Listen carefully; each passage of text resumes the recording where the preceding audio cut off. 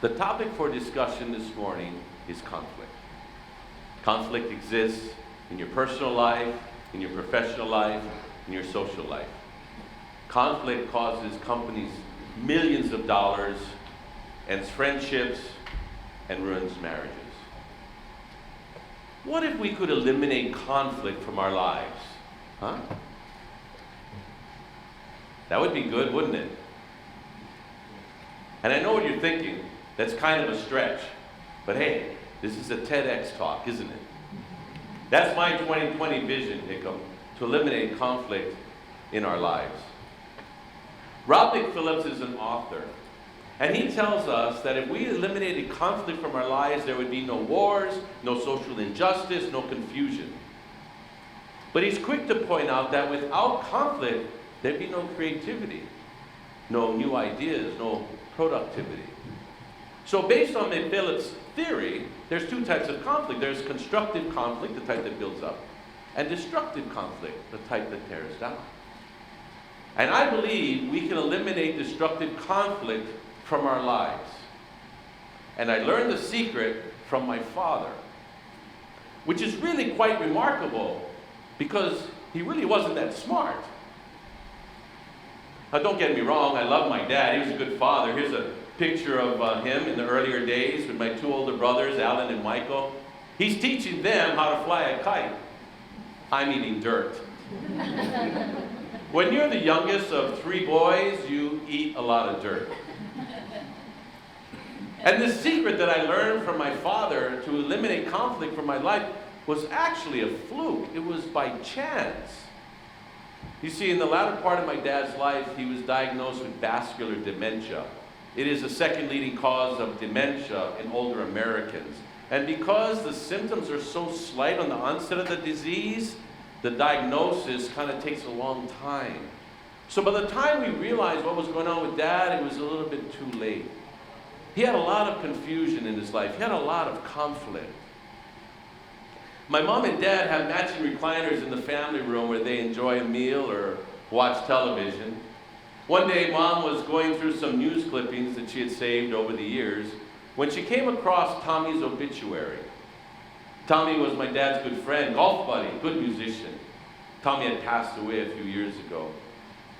Without thinking, Mom said, "Honey, look, Tommy's obituary."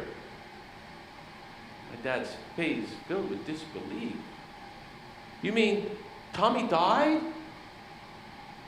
My dad had forgotten Tommy had passed away, and he began the grieving process again. Mom felt so bad, but there was nothing we could do. It was about that time that our medical team told us that we could eliminate conflict in Dad's life if we simply looked through his eyes, if we simply lived in his world and not force him to live in our world. I was so proud of Mom when she actually understood the concept. One day they were sitting there in their easy chairs, and out of the blue, Dad said, "Honey, do you have my mom and Dad's address?" Well, my dad is well into his 80s. My grandmother and my grandfather had gone to their eternal reward last century. But my mom, without skipping a beat, said, "I know where they're at." Dad said, "Good. Their wedding anniversary is coming up, and I think we should send them a card." And Mom said, "I'll take care of it, Dad." And my dad smiled. It was so nice to see him find some happiness through all this conflict and through all this confusion. He smiled. It was January of last year. Dad went into hospice care. It didn't take but 2 or 3 months, and the hospital called us. "You need to come now." We sat around Dad's hospital bed, telling him how much we loved him, reading some scriptures, and watched as he peacefully passed away. I miss my dad, but just knowing that he's no longer suffering helps me deal with his absence. And since my dad passed, I thought, okay, now we can abandon this charade about looking through his eyes and living in his world and not forcing him to live in our world. And then I thought, should I? Or should I continue this process? I mean, we were able to eliminate conflict in Dad's life just by looking through his eyes. We also eliminated conflict in our own lives. So what if I continue this process? Could I eliminate conflict? Let's pretend for a moment, shall we? Let's say you're driving along and you come across this scene. Motor vehicle collision in the middle of an intersection. 2 drivers outside exchanging pleasantries. Now, what would be your priority if you were, let's say, in the medical field? You're driving by, you see this, maybe you're a doctor or a nurse. What would be your priority? Injuries, exactly. Does someone need medical attention? Well, let's change it up a little bit. Let's say you're driving along and you see this. What would be your priority if you were, let's say, a law enforcement officer, maybe an off-duty police officer or a sheriff? You can see there's no injuries because both drivers are out there. What would be your priority? Exactly, the investigation, clearing the scene so we can get the traffic pattern back to normal. Let's change it up one more time. Let's say you're driving by and you see this scene. What would be your priority if you were a personal injury attorney? Now, why is it we can look at the same situation and see something totally different? It's called perspective. It's called point of view. Let me show you another example.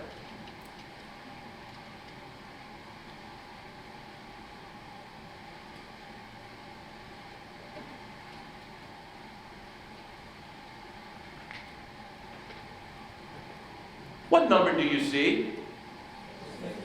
You know what I see? So who's right and who's wrong? Well, it depends on your perspective. Maybe I should come off the stage and sit where you're sitting and look at this through your eyes. But I can't. TED rules, I gotta stay on the red circle. But maybe you could come up here and see what I see and look through my eyes.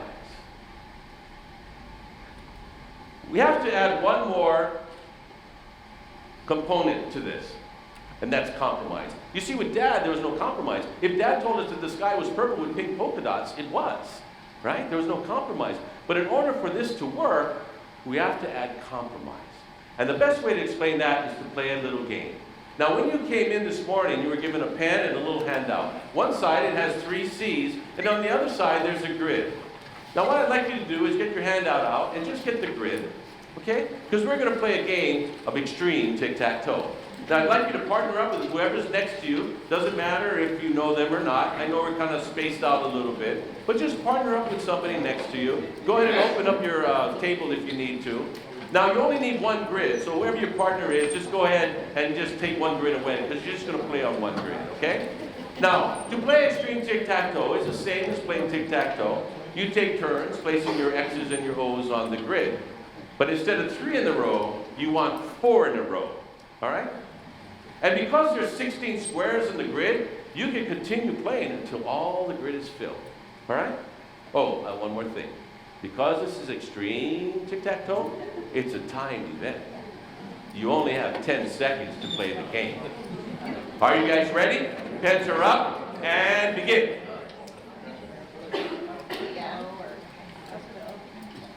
Five seconds. 3, 2, 1. Stop, pens up. Now, because there's 16 squares, you can conceivably win 2 games each. Did anybody win 2 games each? No. 1 game each? Yes? How many people did not win a game? Oh my. That's because you're not thinking compromise. Computer, play us a game of extreme tic-tac-toe and think compromise.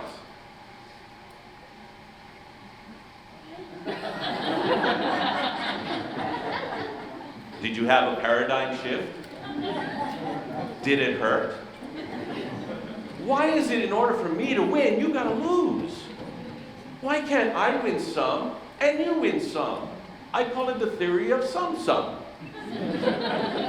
Now, I get it.